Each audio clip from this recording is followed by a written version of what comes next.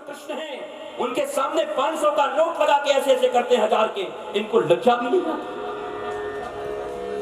सुदामा जब गए द्वारिका में और जाकर के कई दिन रह करके वापस आने लगे, आते समय भगवान श्री कृष्ण ने कहा भैया पीतांबर खोल दे, जो कुछ दिया है वो दे दो और ऐसे ही जाओ अपनी लंगोटी पहन के। सुदामा ने कहा यार सेवा तो बहुत किया लेकिन देने लेने में कमजोर आदमी लगता है, कुछ दिया नहीं ठीक से, बताओ महाराज दे देता तो क्या बिगड़ता, द्वारिकाधीश है। बाहर निकले और बाहर निकले तो पूरी द्वारिका की जनता आ गई सुदामा के चरणों में गिरकर और कही जय हो संत की, जय हो महंत की, जय हो गुरुदेव भगवान। इस द्वारिका में रोज ऐसे लोग आते हैं संत जो लंगोटी पहन के आते हैं और द्वारिका से गाड़ियों को गाड़ियां भर करके यहाँ से धन दौलत द्वारिकाधीश देते ले जाते हैं। तुम पहले ऐसे अलबेले महात्मा हो जो लंगोटी पहन के आए, द्वारिकाधीश से मिलके उसी लंगोटी को पहन के वापस जा रहे हो। सुदामा रोने लगे, वाह वाह वाह कृष्ण, अगर कुछ दे दिया होता तो क्या ये सम्मान मुझे मिलता आज। भगवान के द्वार पर और गुरु के द्वार पर सम्मान मत खोजना, प्रतिष्ठा मत खोजना, प्रतिष्ठा सूकरी विष्ठा है। कई बार लोग नाराज हो जाते हैं हमको मंच पर स्थान नहीं मिला। रंगमंच पर जाओ, ये दुनिया ही रंगमंच है, यहाँ जो तुमको किरदार मिला है उसको निभा के दिखाओ, परमात्मा प्रसन्न हो जाएगा।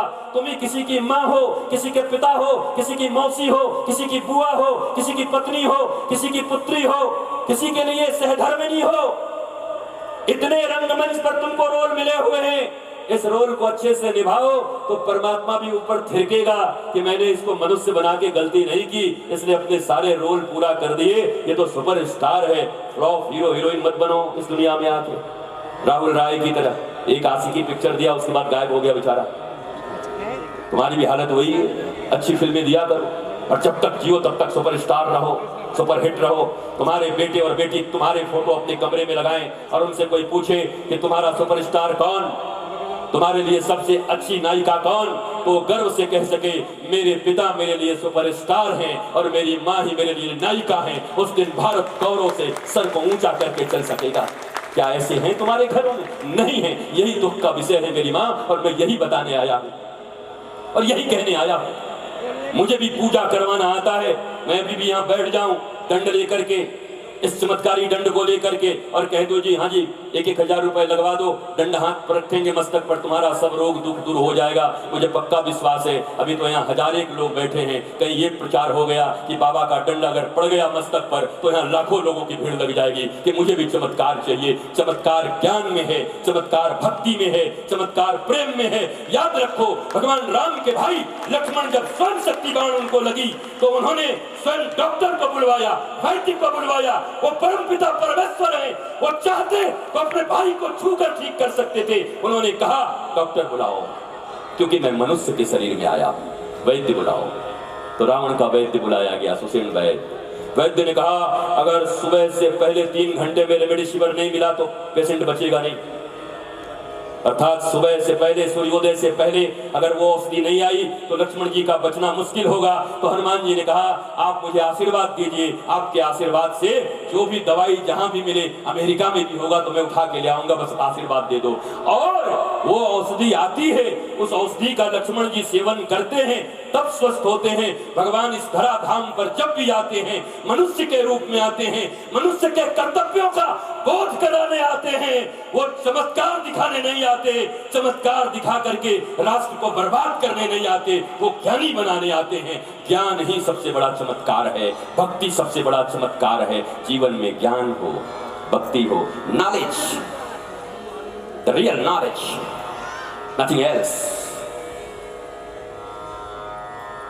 Go for real knowledge. और वो कहां मिलेगा? द्रोणाचार्य के पास तो नहीं मिलेगा, वो भी किसी सदगुरु के पास से मिलेगा। The living master, the living ideal. इस युग के जो लिविंग आइडियल, जो उस पौराणिक धर्म शास्त्र को भी जानते हैं और आज के जमाने की बातें भी जानते हैं। आज भगवान श्री कृष्ण अगर आ जाएं और महाभारत का युद्ध फिर छिड़ जाए तो मुझे पक्का पता है वो रथ से युद्ध नहीं करेंगे, बल्कि कहेंगे अर्जुन राफेल ला, राफेल से चलेंगे। हंसते क्यों? उनके भीतर सत्य वही होगा, धृति वही होगी, क्षमा वही होगा, सॉरी वही होगा, सदैश्वर्य संपन्नशाली ईश्वर होंगे, भगवान होंगे, पर इस युग के अनुसार जो चीज जरूरी होगी, और मुझे पक्का पता है भगवान के हाथ में भी एक मोबाइल होगा, क्योंकि सूचनाएं पहुंचानी है जगह जगह तक। तब एक संजय था, अब तो सब संजय बन चुके, लाइव हर जगह हो रहा है। एक संजय इतना विद्वान था, और अभी तो संजयों की भरमार लगी है, जिसको देखो वही लाइव देख रहा है संजय। फिर भी भारत की ये हालत।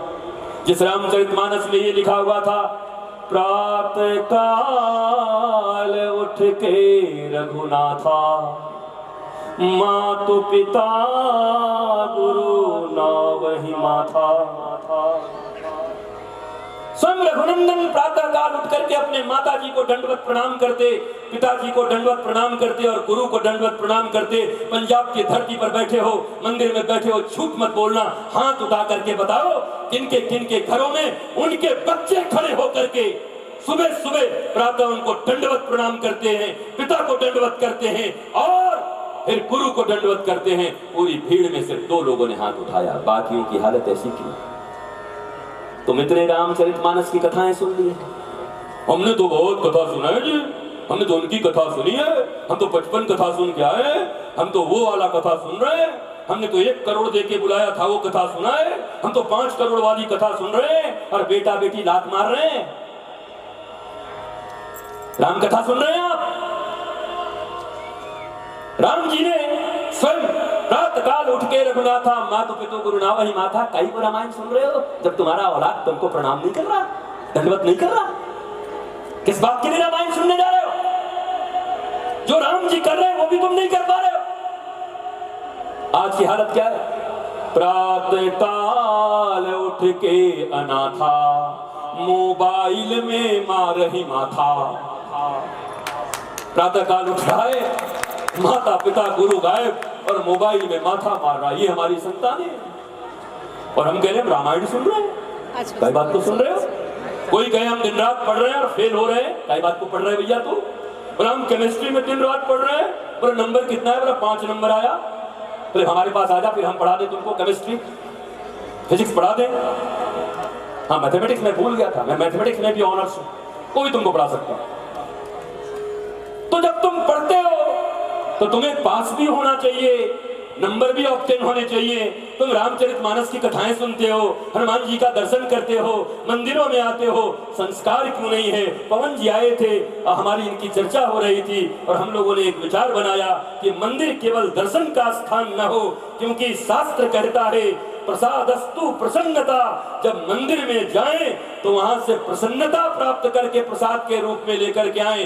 मंदिर केवल दर्शन का जगह न हो, बल्कि कोई श्रेष्ठ विद्वान बैठे रहें। और जब भी तुम मंदिर आओ तो दर्शन के साथ साथ अपने बच्चों को लेकर के 20, 25, 30 मिनट उन संत के पास बैठ करके भारतीय धर्म को सीख करके जाओ, ताकि तुम्हारे घरों में आनंद, आह्लाद और मस्ती छा जाए। ये काम मंदिरों में होना चाहिए। अब भारत में ऐसे मंदिरों की जरूरत है। केवल दर्शन करोगे, केवल बड़ी बड़ी इमारतें लगवाओगे, सीखोगे कब, जानोगे कब? सनातन धर्म है बताएगा कौन? भगवान राम है, भगवान राम को पसंद क्या है तुम बताओगे या शास्त्र बताएगा? हनुमान जी को क्या पसंद है तुम बताओगे या शास्त्र बताएगा? तो शास्त्र तो तुम पढ़ते ही नहीं, सुनते ही नहीं, कह देते हो कि बच्चा है महाराज, जब बड़ा होगा तब धर्म कर्म करेगा। बूढ़े तोते कहीं राम राम बोलते हैं। 5 साल में ध्रुव ने भगवान बुला लिया, तुम क्या 95 साल में भी बुला पाए हो? और खुद जैसे हो वैसे ही अपने बच्चों को बनाना चाहते हो। क्यों नहीं अपने बच्चों को प्रारंभ से ही धर्म की शिक्षा देते हो? क्यों नहीं उनको सनातन संस्कृति की शिक्षा देते हो? क्यों नहीं देते? बस बोझ डाल दिया है। A for apple, B for bat, C for cat, R for rat। और उसके बाद निकला, मैं निकला गड्डी लेके। अब मम्मी परेशान, पापा परेशान, बेटा गड्डी लेके निकल गया। पर संस्कार कहाँ गए? वो तो बहुत छोटा था, तुम्हारी ही दूध पी रहा था, 9 महीने तुम्हारे ही कोख में रहा था। मैंने कई बार सुना है माताओं को बेटे को बड़ा कर देती हैं, विवाह करती हैं, विवाह के 3 महीने बाद बोलती है हमारा बेटा इतना अच्छा, चुड़ैल जब से आई हमारा घर बर्बाद हो। तो क्या इतना पैसा खर्च के चुड़ैल लाई थी विवाह में? लाख करोड़ रुपए खर्च किए थे चुड़ैल बुलाने को। मैं तुमसे प्रश्न पूछता हूं, जिस बच्चे को 9 महीने तक तुमने पेट में रखा, अपने स्तन से दूध पिलाए, तुमने संस्कार दिए, 20 साल तक अपने घर में रखा, अरे कौन सा संस्कार दिया था जो 3 महीने में कोई ले गया उसको? तो लज्जा तो तुम्हें करनी चाहिए ना। 20 साल तुमको मौका मिले थे, कौन सा संस्कार दिया अपने संतानों को? खामोशी छा गई है, आवाज नहीं निकलते। ऐसा बनाओ मेरी मां, ये जीवन की विद्या और जीविका की विद्या दोनों जरूरी है मेरे भारतवासियों। बिहार के बक्सर में एक IAS थे Pandey ji, Indian administrative service, भारतीय प्रशासनिक सेवा। किसी का बच्चा IAS बन जाए तो छाती फूल जाती है गांव का पूरा। घर में छोटा सा बात हो गया, तनाव हो गई, गाजियाबाद में ट्रेन के नीचे आकर आत्महत्या कर लिया उन्होंने। जहां संत खड़े हों, ऋषि खड़े हों, सज्जन वृंद तुम्हारे परिवार के लोग, वो शराबी, वो कबाबी, वो लोग जो खुद नशे में हों, उनको संस्कार में मत बुलाना। वो एक वैदिक संस्कार है जहां देवता अपना हिस्सा लेने आते हैं। कोई फूफा, कोई चाचा, कोई मौसा हो तो उनके लिए पार्टी की व्यवस्था 3 दिन के बाद कर देना, पर जहां विवाह हो वहां पर केवल पवित्र संत खड़े हों, माता पिता खड़े हों और विवाह करो तो देखोगे घर में विवेकानंद जैसे बच्चे आएंगे, नहीं तो रावण और कंस जैसे आएंगे। यही होगा, याद रखना। विवाह संस्कार है, विवाह यज्ञ है, इवेंट नहीं है। इवेंट मत बनाओ, इवेंट 3 दिन के बाद बना लेना। जितना फड़फड़ा रहे हो पैसे के कारण, वो 3 दिन के बाद दिखा लेना। और याद रखो, लक्ष्मी चंचला है, कभी एक जगह नहीं रहती। लक्ष्मी केवल एक जगह स्थिर रहती है, क्षीर सागर में, जहां नारायण के पांव दबाती है अपने गोद में रख के। और अगर लक्ष्मी अकेले तुम्हारे पास आ गई, नारायण नहीं आए, तो उनका वाहन क्या है? वो उस पे आती हैं, कुछ दिन के बाद तो खुद चली जाती हैं और वाहन छोड़ देती हैं। इसलिए ज्यादातर लोगों की बुद्धि वैसे ही हो जाती है। बुरा मत मानो। लक्ष्मी जी का वाहन क्या है? उल्लू। क्या है? उल्लू। नारायण के बिना लक्ष्मी आएंगी, वो तो चली जाएंगी फिर क्षीर सागर में। नारायण के पास, तुम्हारे जैसे के पास तो रहने वाली है नहीं, और छोड़ जाएंगी उल्लू। तो तुम्हारी बुद्धि भी हो जाएगी उल्लू। जो देखना चाहिए वो दिखेगा नहीं, और न देखना चाहिए वही दिखेगा। रात को दिखेगा और दिन को दिखेगा नहीं। इसलिए ज्यादातर लोगों को लक्ष्मी वाहनों की हालत हो गई है, पूंजीपतियों की। नारायण नहीं है, उल्लू छोड़ गए लक्ष्मी जी। इसलिए नारायण के साथ लक्ष्मी। धर्म, अर्थ, काम, मोक्ष, ये चारों हो। धर्म भी हो, अर्थ भी हो, मोक्ष भी हो, ये चारों के चारों हो। अंतिम बात कह के विश्राम, प्रणाम, नमन, वंदन। वृंदावन में आपको आमंत्रित करता हूं, जहां हमारे आश्रम में आज भी ब्रज में 5000 साल पहले जैसे गोपियां दीपक जला करके, लाइट्स नहीं है, वृंदावन के हार्ट में है। करोड़ों अरबों की इसकी संपत्ति की दाम लग गई, पर मैंने एक वृक्ष नहीं कटने दिया, एक बिल्डिंग नहीं बनाए। जैसा वृंदावन था वैसा ही रखा हूँ। 2100 दीपक रोज चलते हैं, और चलते हुए दीपक में संध्या को ठाकुर गोधुली बिहारी आते हैं, उनकी हम आरती करते हैं। वृंदावन में ऐश्वर्य का कोई स्थान नहीं है। लक्ष्मी को यमुना जी के उस पार खड़ा कर दिया गया है। वृंदावन तो प्रेम की रानी, राधा रानी का जगह है, जहाँ केवल प्रेम ही प्रेम है। तुम भी आना वृंदावन तो प्रेम प्राप्त करने आना। सबके जीवन में अगर अभाव है तो केवल प्रेम का है। प्रेम के कारण मनुष्य नीरस है, दुखी है। सब प्रेम खोज रहे हैं एक दूसरे से, पर ऐसे जगह से खोज रहे हैं जहां कहीं है ही नहीं, स्टॉक में ही नहीं है। पति पत्नी से खोज रहा है, पत्नी पति से, बेटा बाप से, बाप बेटा से, मित्र मित्र से, और सब ढूंढ ही रहे हैं। 10-20 भिखारी मिल गए हैं। 10-20 भिखारी मिलकर अरबपति थोड़ी बन जाएंगे, सब तो ढूंढ रहे हैं। इसलिए तुम बनो प्रेमी, तुम बनो भक्त, तुम बनो अभूतपूर्व, और तुम्हारे संस्पर्श को पाकर के लोग मुस्कुराने लगेंगे। एयर होस्टेस की मुस्कुराहट 1 घंटे की फ्लाइट में होती है, वो भी उनको वेतन मिलता है, उनकी जॉब है इसलिए करती हैं। नीचे उतरकर एक से एक बुढ़े, एक से एक दांत निकले गंदे लोग में टिंग टोंग बिचारी लाके पानी दे देती है। नीचे उतर के मांगोगे, एक सैंडल मारेगी, तेरे बाप की नौकर। वो 1 घंटे तक मुस्कुराती हैं, जॉब करती हैं। एयर होस्टेस की तरह हमारी भी मुस्कुराहट हो गई है। लोगों को आइए आइए आइए, भीतर से सोचते हैं कहां से बवाल आ गया यार, जल्दी निकल जाता, आइए आइए शर्मा जी। पर भीतर से सोचते हैं बेकार आदमी आ गया। एयर होस्टेस की मुस्कुराहट से श्री कृष्ण की मुस्कुराहट को ही भौतिक से आध्यात्मिक धर्म की परिकल्पना हमने बनाई है।